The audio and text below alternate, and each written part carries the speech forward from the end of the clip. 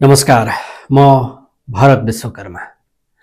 राष्ट्र, राष्ट्रियता, धर्म, संस्कृति र नागरिक बचाऊ महाअभियानका संयोजक दुर्गा प्रसाई नयाँ दिल्लीबाट काठमाडौँ फर्कने क्रममा केरकारमा परेका छन्। भारतीय अध्यागमनले प्रसाईलाई आधा घण्टाभन्दा बढी केरकार गर्यो। केरकारपछि प्रसाई नेपाल एयरलाइन्सको उडान नम्बर 218 मार्फत काठमाडौँ आए।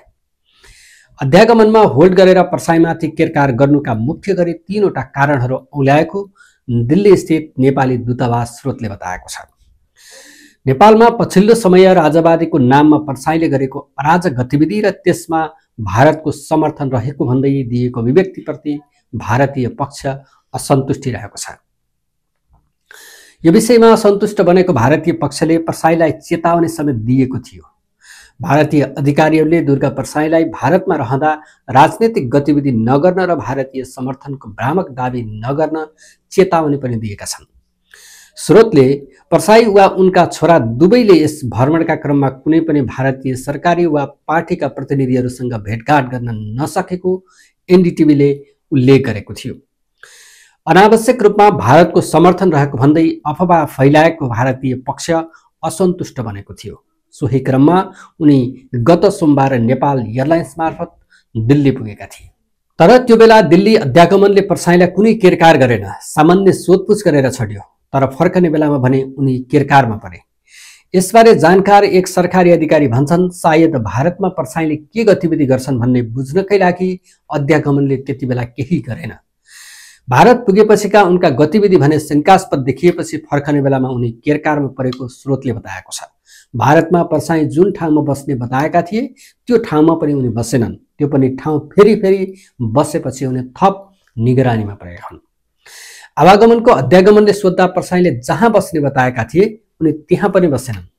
त्यति मात्रै होइन, उनी ठाउँ फेर्दै फरक ठाउँमा बसेको देखिएपछि उनी निगरानीमा परेको देखिन्छ, जानकार स्रोतले भनेको छ। यसका साथै प्रसाईले भनिए भन्दा बढी समय भारतमा बिताएका छन्।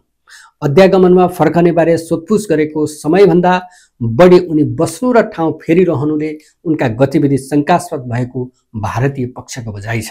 समय थप्दै जानुमा कुनै राजनीतिक भेट भइहाल्छ कि भन्ने मनासा या प्रसाईको रहेको देखिन्छ। तर भारतीय पक्षले भने उनलाई दूरीमा राख्दै यसबारे कुनै महत्त्व दिएन।